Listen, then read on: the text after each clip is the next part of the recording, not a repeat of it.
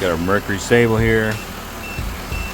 There's our voltage as long as we have it sitting here, the worst it got. It was actually at 14.5 volts like it should be with the load, and then the longer it runs, it warms up, then the voltage starts to drop. Grabbed an AC ripple just to get an idea what it looked like. The ripple itself don't look all that bad, but the regulator on the voltage output is obviously has gone real bad. It is it has left the building.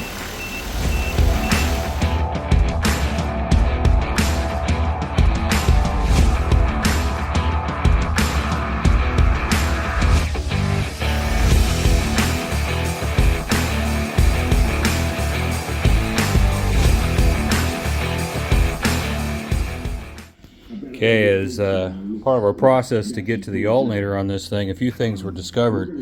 One, because of the damage right here, I'm going to assume because of that is the reason why that vacuum canister here is broke off. Secondly, taking notice of all the grease that's on the bottom side. That's the bracket, so this is the outside, and that was obviously grease that was flung from the axle CV, which this axle looked like it's been replaced. However, this is something that yeah, that's not stock, as it was well pointed out, and quite honestly, that's really sketchy. That should not even be done. It should be replaced, which is going to be replacing the whole entire inner and the outer steering knuckles, or steering U-joints, whatever you want to call it, inner outers. So that needs to be dealt with. Seeing how this is all welded up right here, I mean, that's fatigued, and you know that's a chance for failure, and you lose your steering, and then it's you know, going in a weird direction.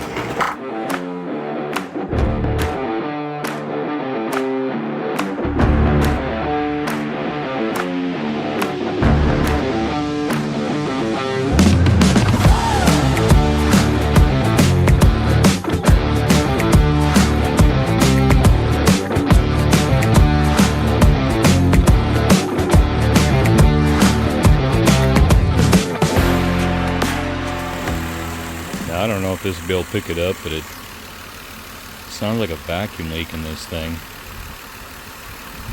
I mean, at least to me it sounds like it's got a hiss, but I know these plastic intakes sometimes could be a little on the noisy side and sound like a vacuum leak. I thought at first maybe it would have been this thing, considering how it's cracked and about ready to fall off. But it's actually here to the back here somewhere from racking air.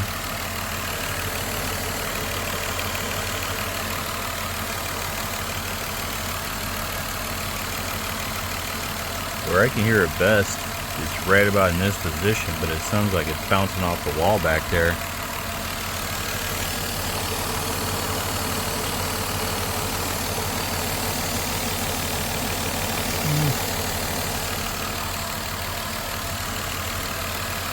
Yeah, hard to tell. The only way to be able to know for sure is to actually smoke test the intake, but I'm watching the fuel trims. Of course, it's still in warm-up yet, but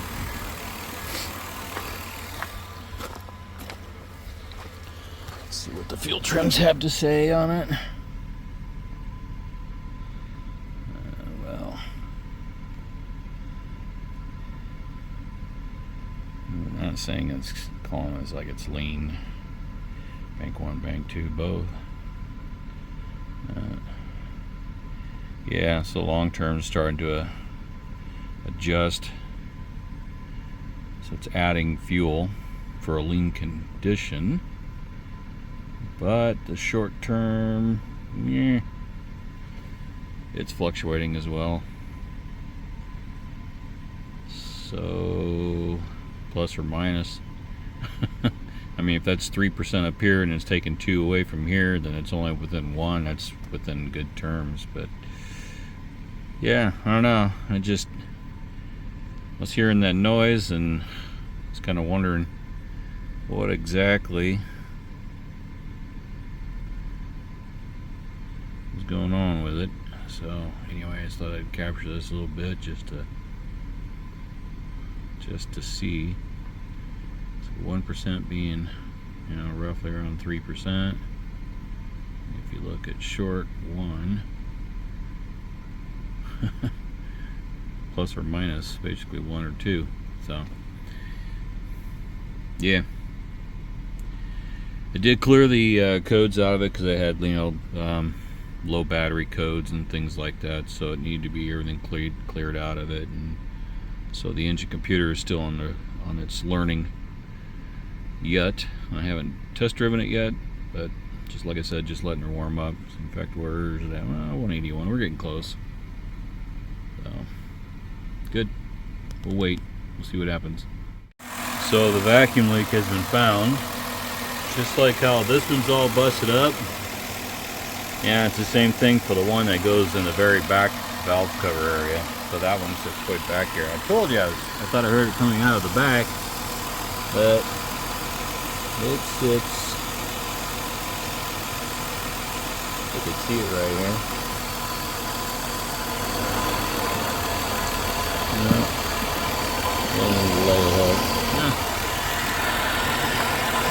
There we go. It's hidden behind that harness, but yeah, it sits right.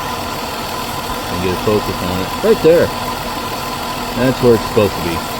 So we got a few rubber components that need to get replaced. So that's what we got to do. So right there, I'm trying to get it where I can zoom in on it. There, that little hose. It's not the one that's straight. There's a black one in the very back that's got an elbow to it. That's what it's actually blowing out of. So that'd be one spot.